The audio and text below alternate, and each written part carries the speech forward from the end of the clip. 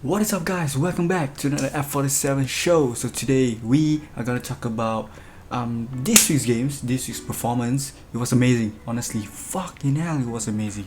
Um, Arsenal versus Brentford, it was amazing. Manchester United's game was amazing, and Manchester City against Spurs, it was amazing. Yeah, we are pretty much we're gonna talk about three of those games because I feel like three of the games was very outstanding.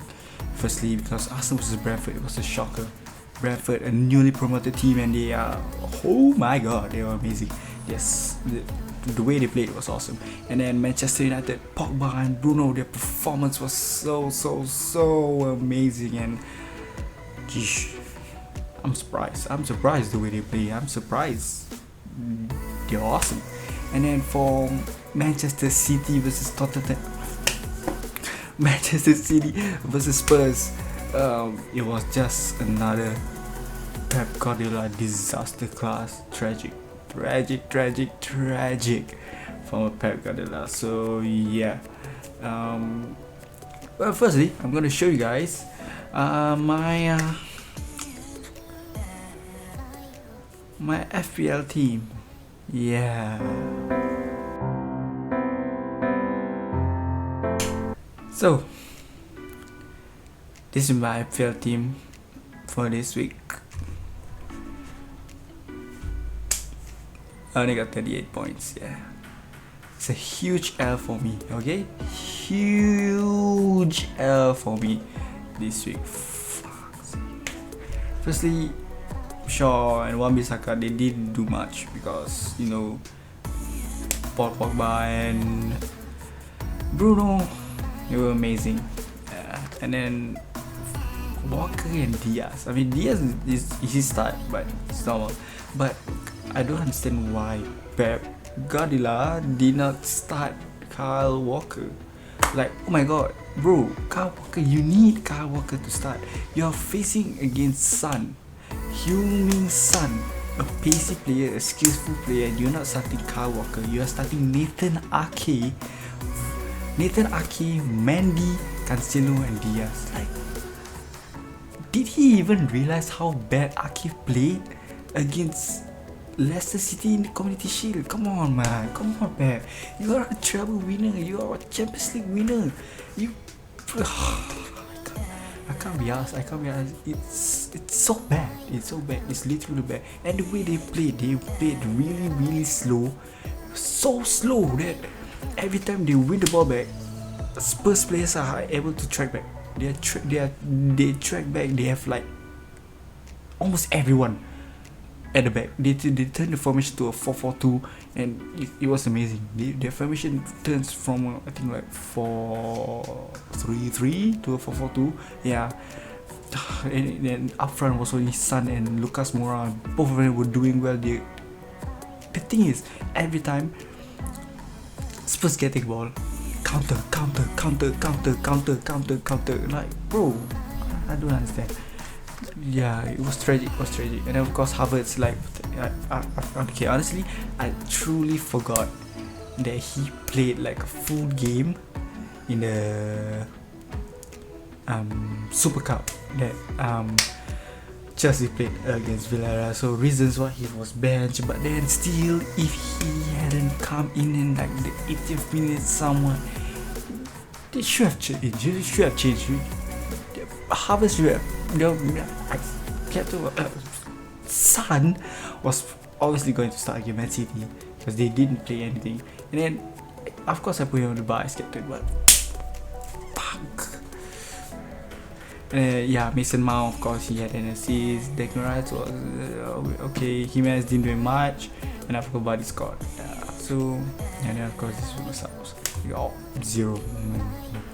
Fucking hell. Yeah. So, you know what? This is my FPL team. So let's talk more about the tactics. And no, we're not gonna talk tactics. We're gonna have a review about the matches.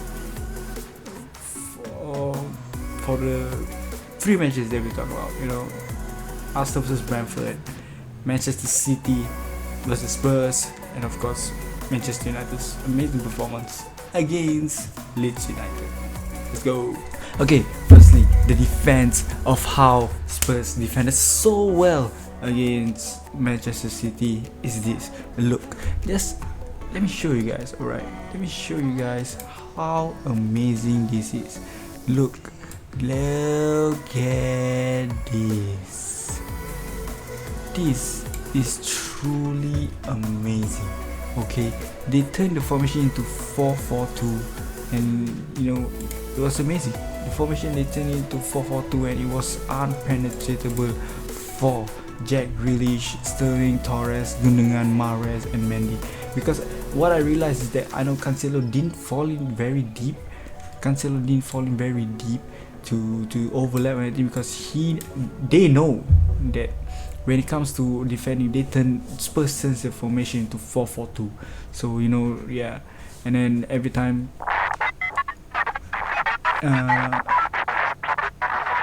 man is playing again.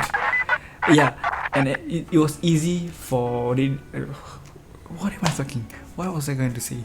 Fuck's sake. Yes, they know that the fact that Spurs fuck's sake. Fuck my life. The fact that Spurs plays a 4-4-2, they know that they need at least 3 defenders at the back. So yeah, this is kind of what happens when Manchester City is attacking. But the thing is, it's good. This is basic. This is the most common thing that many managers use nowadays. They attack in a 4-3-3 and then they defend in a 4-4-2. Because to me, the 4-3-3 formation is very, what is it? Versatile. Yeah, very versatile. It's very easy to move. It's very easy to change from a 4-3-3 to a 4-4-2. Yeah, so yeah. And then yeah, but the problem with Manchester City's playing is not because they are not playing with any striker. Honestly, in my opinion, because the problem is they are playing a bit slow. Their transition from one place to another is very slow. It's very unprofessional. Yeah, they lack the movement. So honestly, when the times when Grealish has the ball, he can't do much. Honestly, yes, he can dribble past players, but most of the time they are just blocking, they are cramping. Because you see, for example, when he gets the ball, he comes in, right? Tanganga, Sanchez, Dyer, they fall quite deep, and that the fact that they are falling deep, it gives an opportunity to skip and Ali to fall deep and Bergwijn to fall deep, and then look, and then Højbjerg falls deeply to in the line too, because they know that they don't have to worry so much about the flanks because they don't have strikers. That's one disadvantage of not playing striker. They don't have a proper striker up front, so they can make an attack, they can make a cross. The only way they can penetrate through the line is through the center. They have to penetrate the line through the center because they don't have a proper striker. And even if they can play the cross, Torres and Sterling does not have the height to go against Dyer and Sanchez. You know how big they are? Huge, freaking huge. So there's no way they can play across. Only there's a one time where Mahrez got a good chance. I try to find a clip. If I found a clip, I post it here right now. Show you a huge chance by Mahrez where Grealish or Sterling make a cross, and then it was a half volley, but he missed it. It was very unlucky for him. Yeah. So to me, this was a huge issue for Manchester City. Is the way they play too slow, that Spurs was able to defend fast. And look, they have 1, 2, 3, 4, 5. Sometimes they have many 6, because Fernandinho cannot go anywhere, and he was very disciplined. He was amazing. To me, he was the man of the match for Manchester City. If it wasn't for him, to me, him and Ruben Diaz, Manchester City could have conceded, I think, at least 4 goals. Yeah, that was the issue, and this was an issue too during the Champions League final against Chelsea. They didn't play Fernandinho. That's the thing. That was the big issue.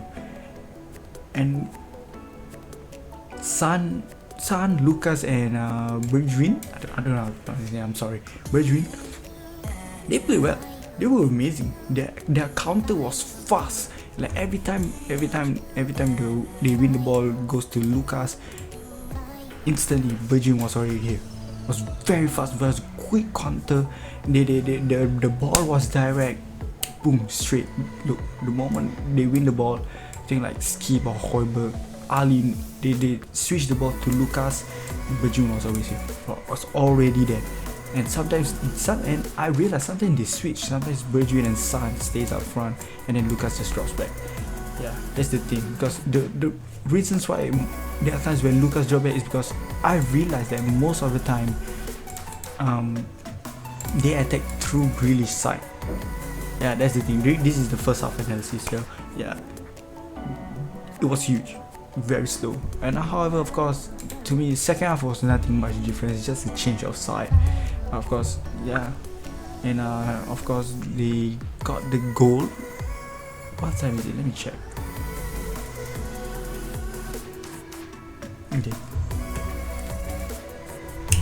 Okay, so they scored a goal in the 55th minute.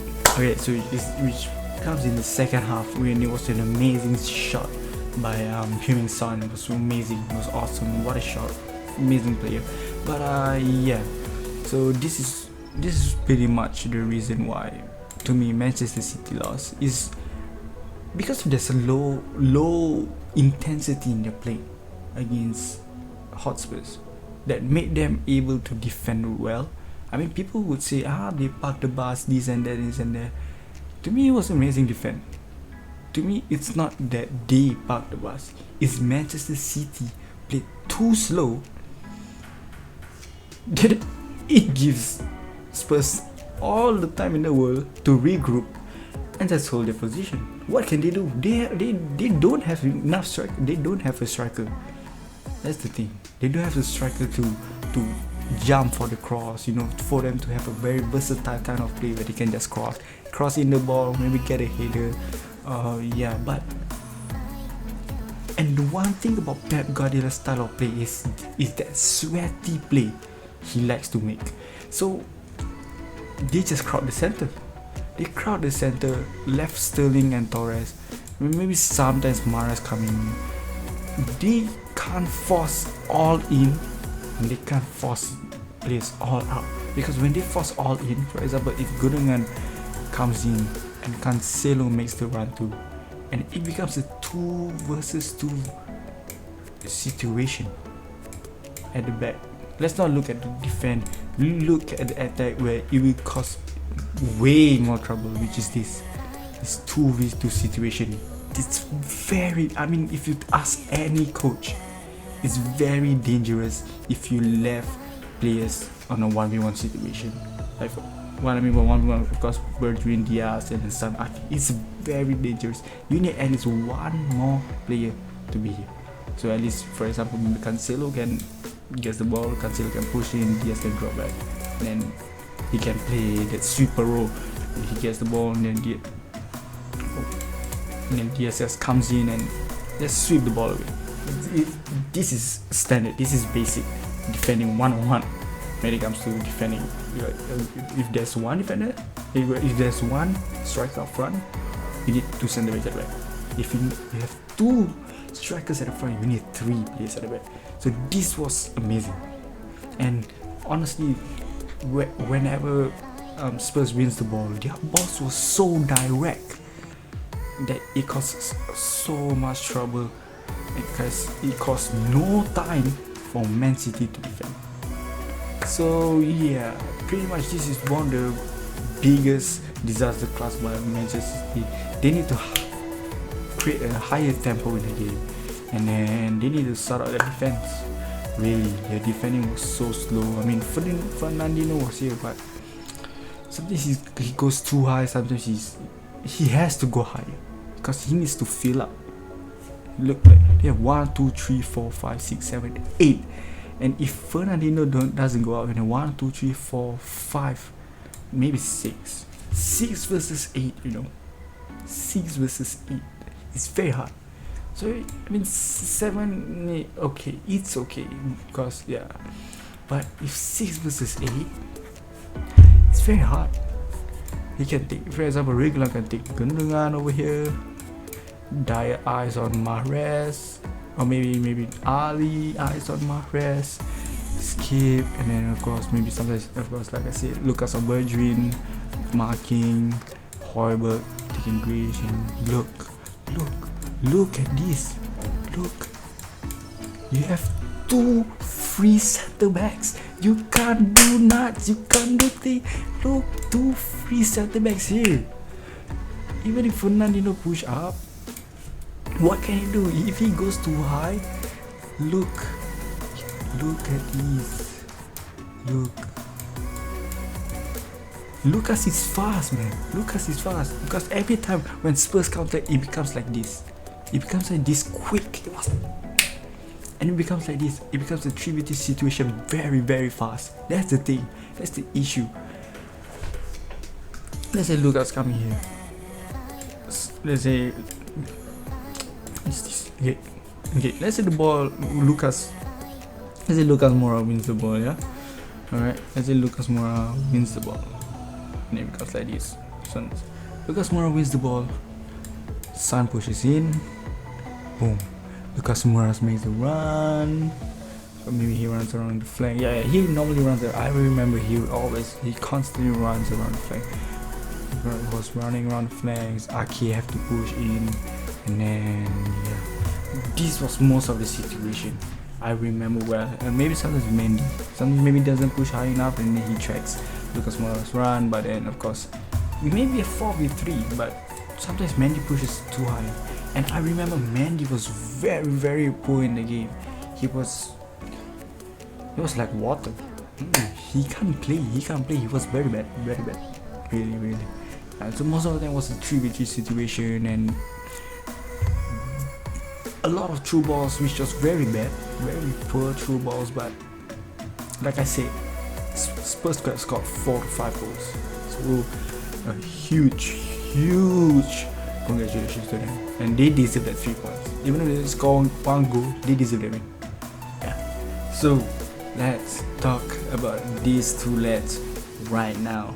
Okay, honestly, Bruno Fernandes, to me, it was amazing. With the absence of Edinson Cavani, I think he played a false 9 role. I'm not sure if he played a false 9 role or a striker role, but it was amazing. It was good. The runs that he makes, the play that the way he links up with Paul Pogba was awesome though. And to me he deserved the hat trick. Actually, I was quite shocked that he scored a hat trick. Honestly, I mean, with a lot of haters coming at him saying he can't score from an open play, this and that. Yeah, that he's gonna score penalty. Boom! First game of the season, man scored a hat trick. What a play! And of course, to me, I mean, they give the man of the match to Bruno Fernandes, but I would rather give it to Paul Pogba. Honestly, that was the performance what people have been looking for in Paul Pogba. People were saying, he's overrated, he this and that, overplayed this. But all the balls that was given to Bruno, to Greenwood, to the sweat. I think the sweat. The cross in to Fred. Yeah, that was the kind of balls that Manchester United fans wanted to see in Paul Pogba, and it was awesome. He deserved it. To me, he deserved the man of the match, and I think he was playing that cam role, I think, or a centre mid role, but high up. Yeah, I mean, it was more of a I think cam, centre at the cam. Yeah, yes, he was playing that cam role, and I remember McTominay and Fred was lying down deep. To me, that was good. That was really good. They did already, and Pogba had the freedom to play more attacking, which is during the Euro he was outstanding. That was his position. He needs that position. The reasons why he was able to produce a masterclass against Leeds United. It was so good. I mean, Leeds may have some defensive error, but he made sure to take those chances and cause big issue to those errors for Leeds United. And Bruno Fernandes, Mason Greenwood were amazing. Congrats to Manchester United. Of course, defensive wise, it was good. I was impressed by Maguire and Lindelof. They were outstanding, powerful. Although, what a goal by Leeds United. That was such an amazing goal. I was shocked. So good. Yeah, and of course, to me, for Man United fans, it's a huge win for you guys. You guys got a big game next game against Southampton. Yeah, is this Southampton? I think against Southampton. Yeah. Let's see if you guys can produce another. If Paul Pogba, I'm sorry, if Paul Pogba and Bruno can link up and produce another masterclass. Congrats! What a performance, though. Honestly, really. Yes. Amazing, innit? Yeah, really fucking hell. Yeah, amazing, innit? What? You're so good, right?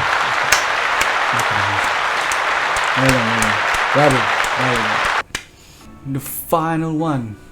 Let's talk about Arsenal versus Brentford. Okay, the thing is, it was so amazing though. To me, Brentford produces such an amazing performance.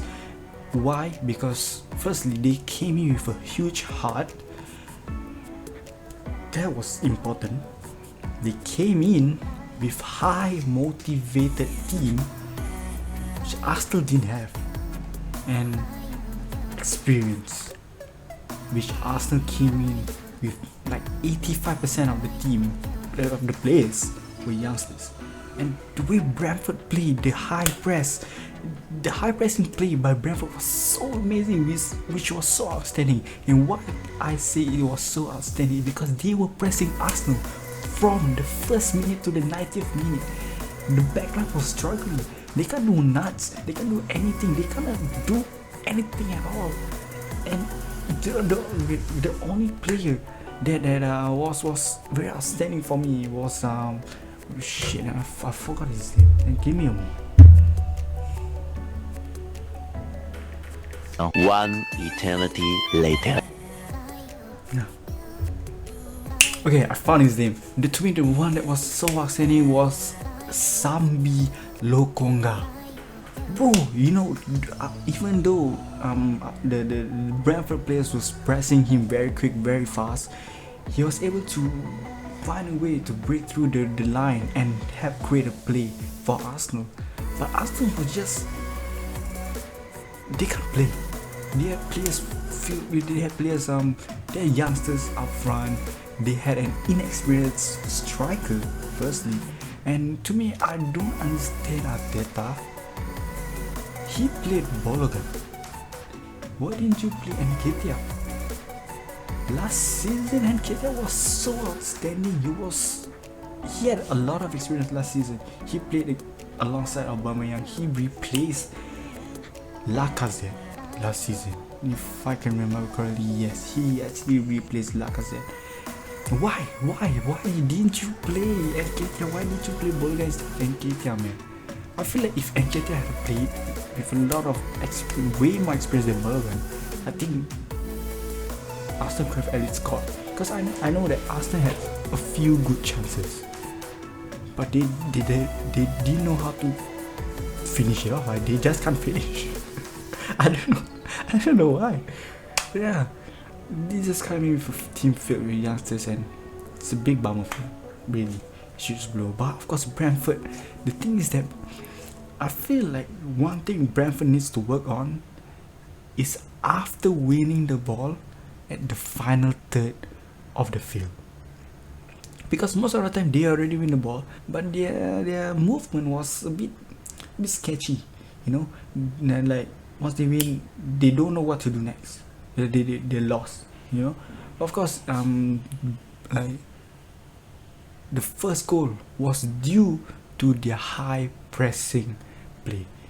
Like I show you the clip right now if I can find one. Yes, the first goal was due to the high pressing play. You see this video, it's amazing.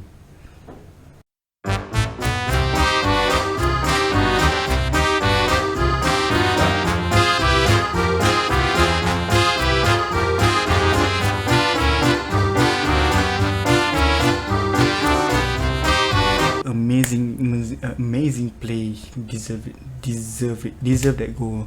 And of course, what a goal by Canos. Right? Wait, let me check. Yeah, Canos. What a goal. Amazing shot. Obviously, it was very poor by Chambers. Poor defending. Like, what the hell? I don't know what he was doing. That's one. And then, of course, poor by Bonleno. Near post. He was beaten near post. Very bad. Yeah. But other than that, to me, reasons for Brentford won was because they had a high motivated team. They were pressing from the first minute to the 90th minute. Like after the second goal, I really thought they were just gonna, play very conservative, keep their shape, keep it well. But no, they keep on pressing. They didn't give Arsenal a good time. They didn't let Arsenal play. Congrats, let's give a round of applause for Brentford. Yes. Please, come on, louder. Amazing. Powerful, very good. Okay, so yeah, that's enough for today. I hope you guys enjoyed today's video. This is my this week's preview on the Game Week 1's game. So I'm really excited to watch Game Week 2. Of course, this week we have Arsenal versus Chelsea. I don't know how they're gonna do it. I really don't understand how they're gonna do it. I don't know if they're gonna survive. If they survive, it's good. I don't think they're gonna survive. Yeah. And I really hope my FPL team is gonna improve this week. Stupid. Okay. Hope you guys enjoyed today's video. Peace.